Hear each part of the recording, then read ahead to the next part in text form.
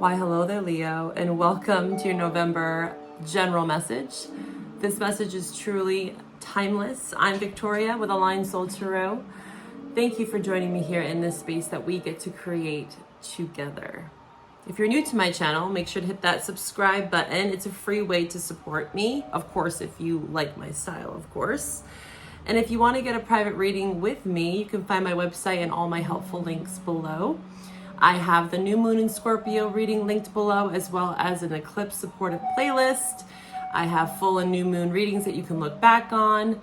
And also any sorts of links, affirmations, songs that come up for you in the meditation. I will link that as well below. And the general love message will be below, where we dive deeper into love. Okay, so these are more self-focused. Take what resonates and leave what doesn't. Okay. All right, so let's talk about some astrology, the guided meditation kind of messages, and pull some cards, right? Let's tap in here. So, Leo, I love this. I remember talking to you last month about I can't wait to do your reading in November, so here we are. Time flies by. What is time, right? You know, time seems so fleeting nowadays. And I'm getting reminded of, quantum physics and the ideas around time. I remember reflecting on this. It was actually during your season 2 summers ago with this kind of Saturn and Pisces influence, and there was Gemini, I believe, full or new moon, and I was diving deep into quantum physics and time. So I'm getting reminded of that. You might feel as though time stands still, or time is moving faster, you're running out of time, or you're trying to find a steady pace. Especially with Leo and Mars, maybe that's why I am mentioning that, is because Mars in your sign will always tend to pick up the pace. And that might feel a little bit chaotic, much like any sort of transition with any planets, especially these outer planets, Pluto going into Aquarius finally, it's in that final stage, and it's laying in that restful period before it breaks through, and there's always kind of a wobble effect. Much like when even Mars enters into a new sign, there's always a bit of transitionary kind of, when the sign, the element passes itself on to the next. And what's interesting is that we're going to be dancing back and forth between Leo and Cancer, Leo and Mars, I think till June. So you're going to be feeling this first house presence of Mars.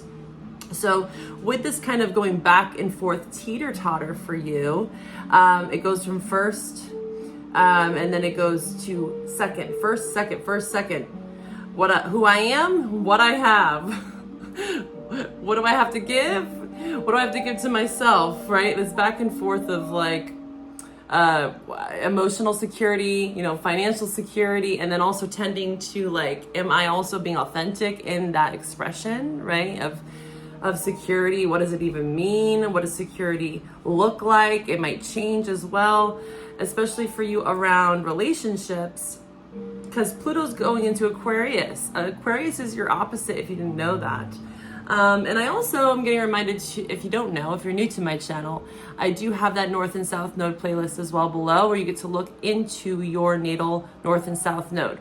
And if you just want to look into this Aquarius energy, you could watch, say, even if you don't have a natal Leo North Node or Aquarius North or South Node, check those readings out, because really all it's talking about is this kind of opposite, which you're going to have to get really familiar with, especially if you don't have Aquarius in your chart. But if you do, that's also going to be transiting first house. So birth charts are a great way to get more familiar with your unique blueprint, right? This is a general reading, and I cover as much as I can, but private readings with me, we go into full detail. I offer birth chart, synastry, chart readings. I also have a service that is monthly, where we look at your natal moon return, because you have one every month.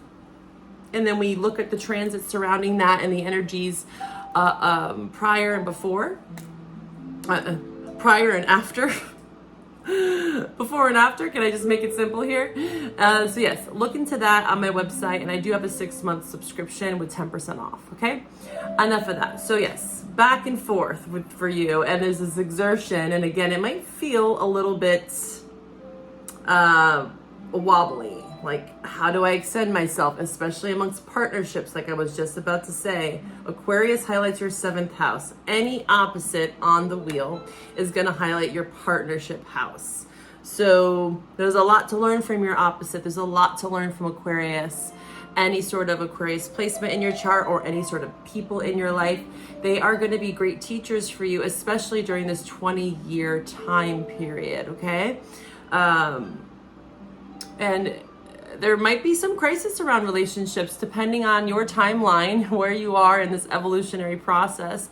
I study evolutionary astrology, so much like, Vedic, it's more like a timeline. So yes, we can get stunted, much like trauma, right, at certain parts of that timeline.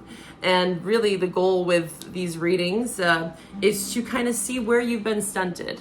It's a way to reflect and to kind of push you and evolve, right? This is that Pluto and Aquarius energy, is where we have to start to evolve. We don't have to. I hate to say that word. I would like you to, Spirit would like you to as well. So evolving in relationships, relationships might go and come and go and come. And then it's like you're getting closer to knowing who you are. And again, depending on, say you're after your first Saturn return, this could look very different, right? You might have applied a lot of the lessons from past relationships, learned a lot of karma through your relationships, and you might be at a very different place than someone that hasn't gone through that first Saturn return at like 28 years old. Again, birth chart analysis is so crucial. We have a lot of the Sag influence with a little bit of Scorpio still. Scorpio's still hanging on there. And again, that new moon reading is below. It's very much fitting for the times. Yeah, check it out. Sag energy, so 5th house for you. This is really, really positive. I feel like astrologically, there's a lot of positive forces at play. It's just how do you utilize it, Leo, really.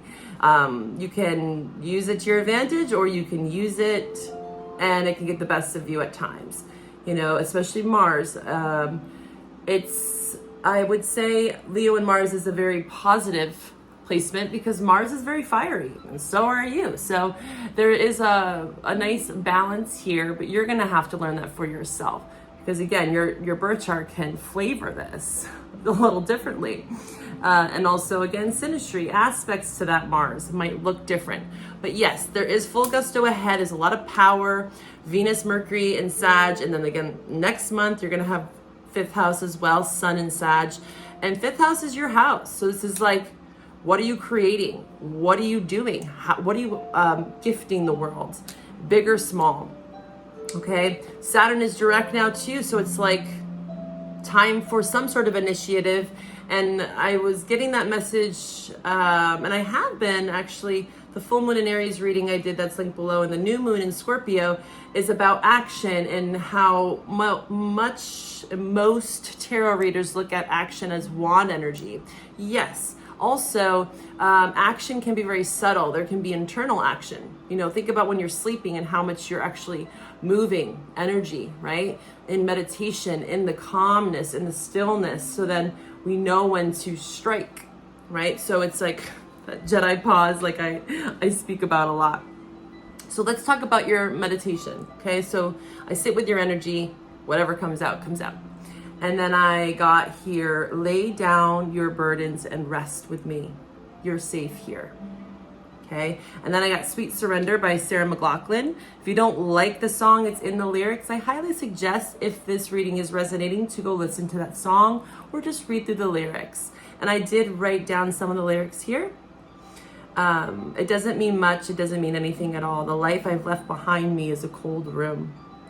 And sweet surrender is all that I have to give. So there's a lot about finding sanctuary, safe spaces. That's that kind of 2nd house influence of Mars and Cancer. You potentially, hopefully, have established some idea around what you have, what you can give emotionally and financially. And now it's like go time. But you are also laying down some burdens here, it looks like. Sweet surrender.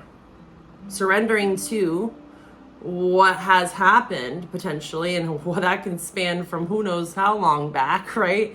Especially again with Pluto transitioning out of Capricorn, we're going all the way back to 2008.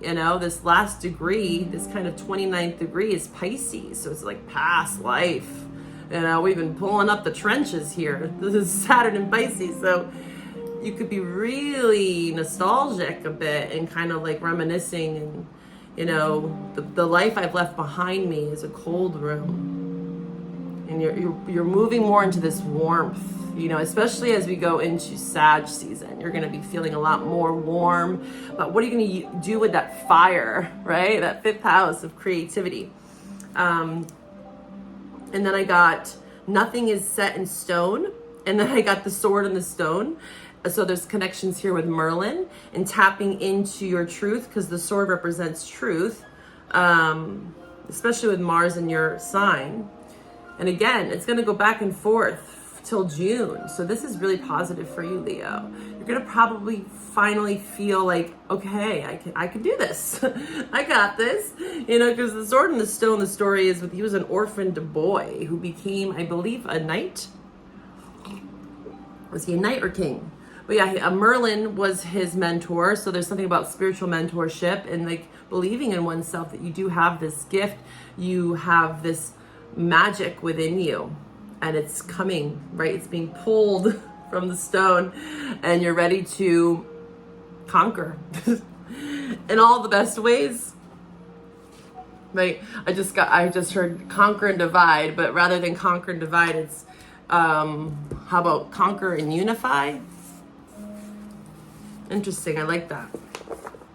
All right, we're gonna pull from the Fairy Oracle. This is my Scorpio magical deck. You know, we've been moving through Samhain and Day of the Dead, and we're on the other side of the veil.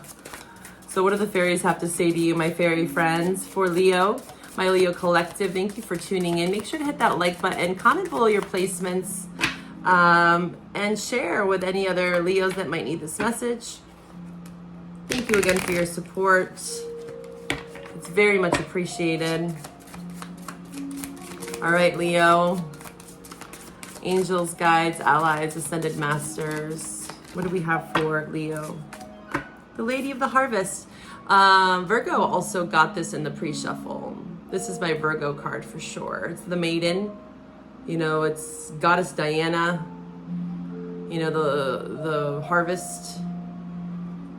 The Lady of the Harvest. So this has something tied to September, right? 18 breaks down to a 9, which is Sag, 9th house. Where do you have Sag or 9th house or Virgo in your chart? Sorry, I got my ashes everywhere. And we're also going to take this one too. It's in reverse. Indy. These are so cute. I love this deck. This artist. There was a reader a long time ago, almost I would say 8 years ago, when I first started kind of watching tarot on YouTube. She used to solely use this deck, and I forget her name. She left YouTube for many reasons, but yeah, I would love to be able to find her again. She was amazing. She inspired me to get this deck. So 63, 9. So 9 is very significant. Whatever that means to you, both of these are 9s. So this could be, again, Sag, this influence of Sag in your 5th house, or just what's going to happen in December. It could be really big with this energy. 9 also represents, it's really where the action is. When you think about tarot, the 9 is where the spark is lit. 9 of Wands, 9 of Swords, 9 of Cups. It's very self-focused, which is also 9 of Pentacles, Virgo energy here, right? So there's like this self-focus. It's finding the sense of self, because like I always say, it all starts with self, right? It always does. No matter which way you want to look at it, it always starts with you, right? So there is something about this like snap, Mars and Leo, you know, self-focused, self-driven, you know, of course, not to be selfish to an extent. We all have to be, right? And I'm going to be talking more about that because I also do human design. I'm dabbling into that realm more and more. And in 2027, we're going into the Rise of the Sleeping Phoenix, which is actually my cross, interestingly enough. And I'll be talking more about that on my Patreon. Again, on Patreon, I'm going to be going deeper into all sorts of stuff into the new year. And I do have a lot of extended readings on there currently. All the love extended as well each month. So let's talk about this, because 9 is very significant. 18. Yeah, but you're stepping into self. Beautiful. Or being called to, at least.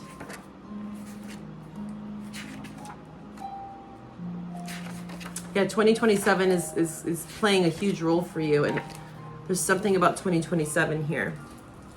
Oh, because I say that, 27 is on the bottom. Interesting. So this is what you might be stepping into in 2027 if I said that. So we're going to read it. We're just going to go with it, okay? This is about completion. Yeah, like I said, the 9 is really where we come to that awareness. Whatever element it's exposed in. This is earth for me, right? So this is also finances. You know, this is about taking in the harvest and then releasing. You know, with the harvest, many things die.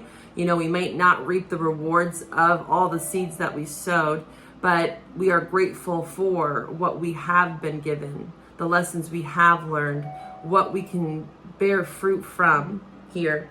And this is about new phases, the next phase, right? Much like the 9 goes to the 10 is the next phase. 10 is the end in tarot. So it's much like, okay, the final chapter being closed and the recognition of that whole cycle from the 0 to the 10.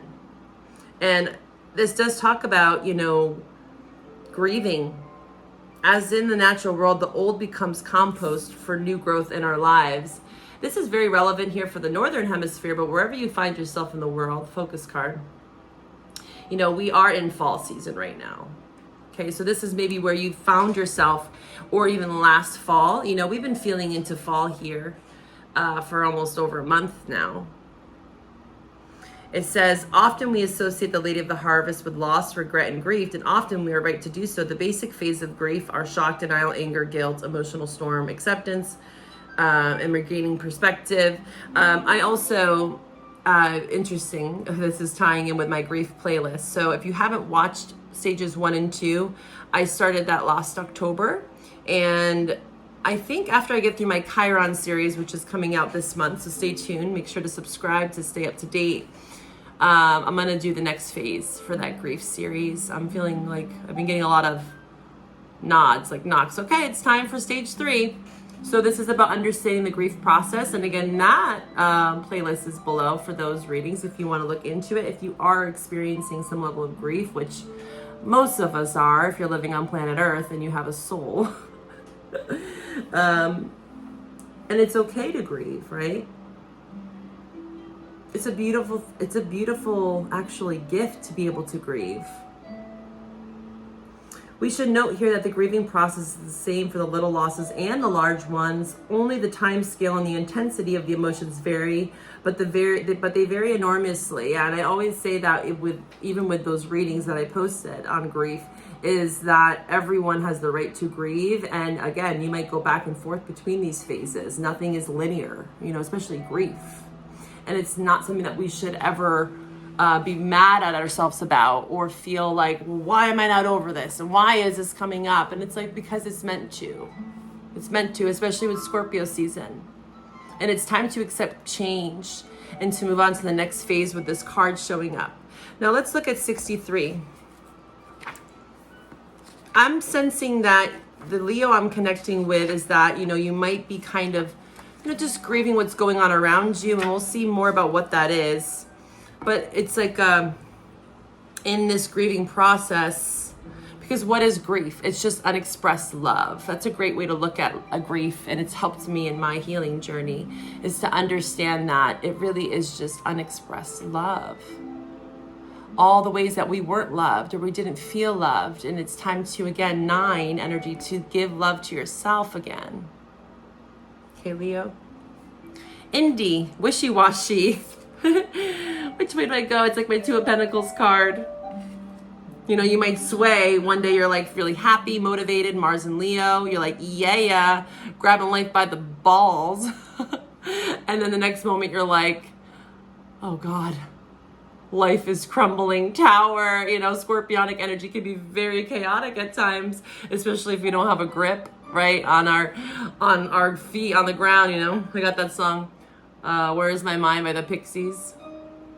So this is about making a decision. It's a decision and a choice to stay in the grief or to move on to the next chapter. So you might be being faced with a decision here.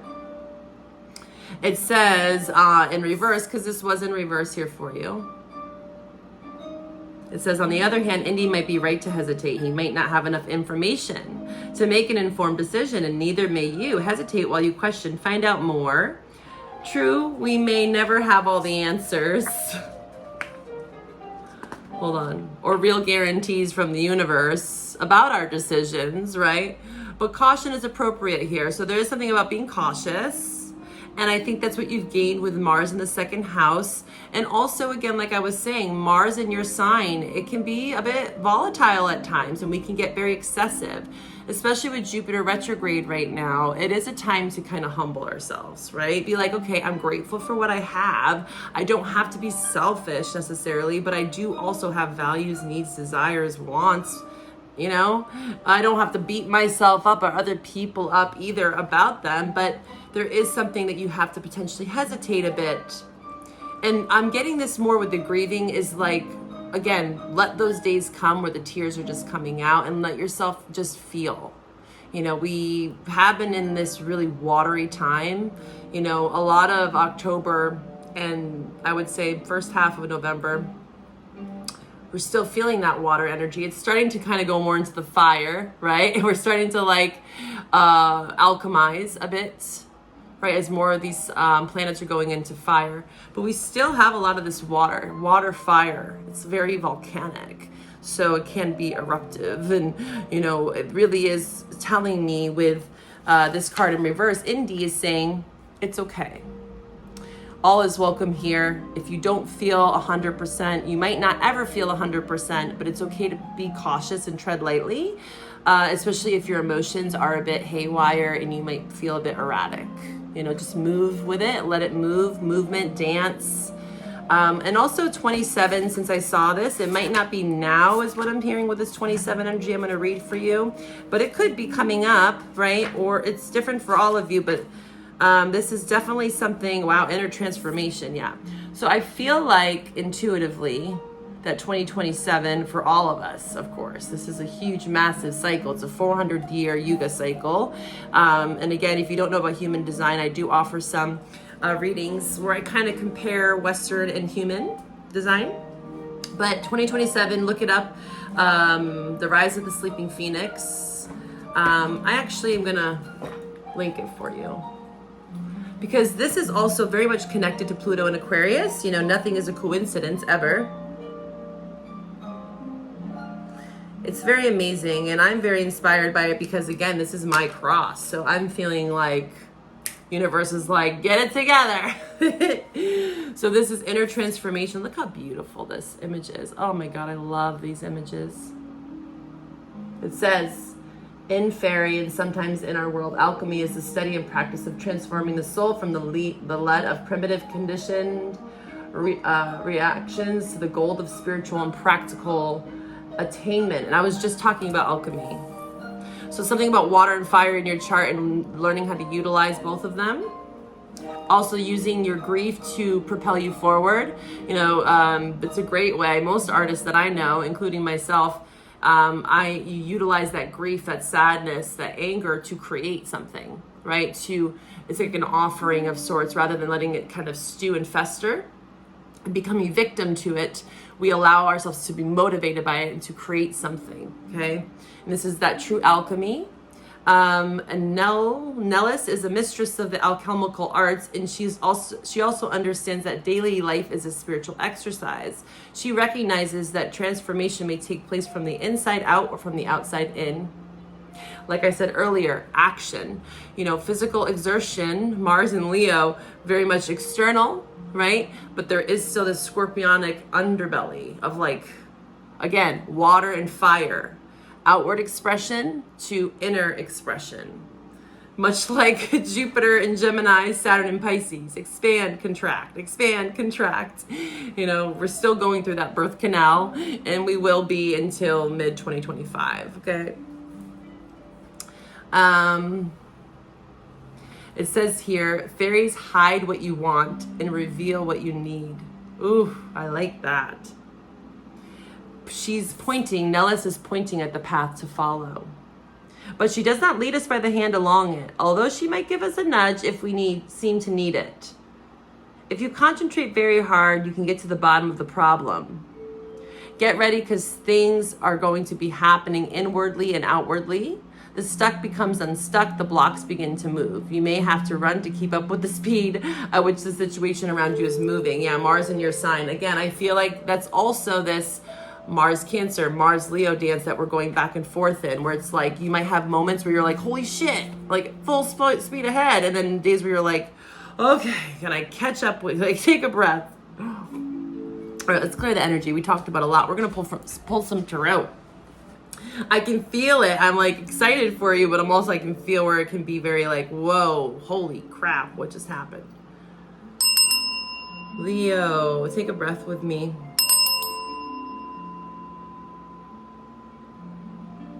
Take a breath. Ah. All right, Leo. We're gonna pull some tarot messages, and then we're gonna take this over to your love reading. Wow, these fairy cards, I might be using these more often because I'm almost feeling I could do a whole spread on these. What I'm gonna do for you actually is I'm gonna clarify each of these cards here, because I feel like that will help you more to understand these messages. Okay, so for Leo, what potentially are you letting go of, right? Grieving. This Lady of the Harvest for Leo, this grief, this sadness. What are you shedding? This is much like the death, you know? Whether you're a man or male or female. The King of Swords just popped out in the Hermit. What is this Lady of the Harvest for Leo? Tell me more about this grief, this unexpressed love, letting go. Oh, wow. As I say that, both of these cards are about grieving and letting go. Surrender. Sweet Surrender by Sarah McLachlan. Yeah, you definitely are letting go of grief. That's beautiful because, again, Four of Pentacles is about conserving, holding on, holding back. You know, it's my hoarder card. It's Capricorn. And then we got Scorpio here.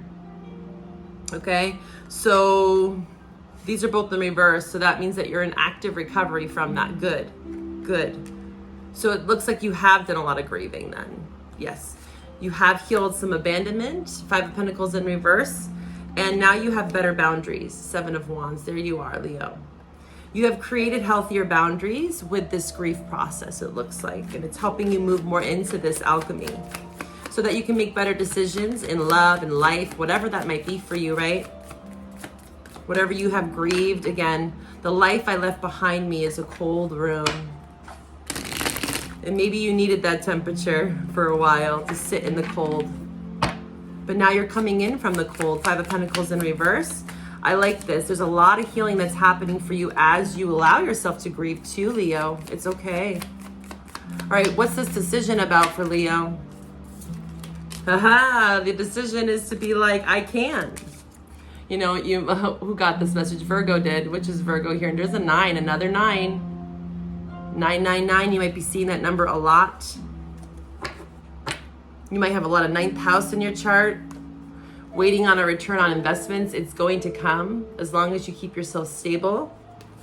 Lots around self right now, and money, investments, prosperity. There's a lot of abundance around you, but that Magician in reverse is saying that's the indecision, is do I take action, right? Because the Magician is very action focused. This is like taking the formless and forming it.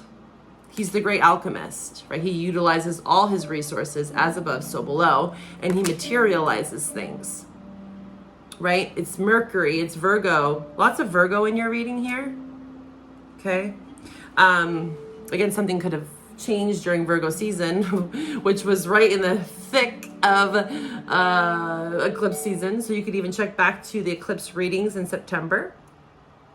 I have that lunar eclipse in Pisces reading on Patreon, okay? So if you want to watch that, that's preparing us for 2025, the North Node in Pisces.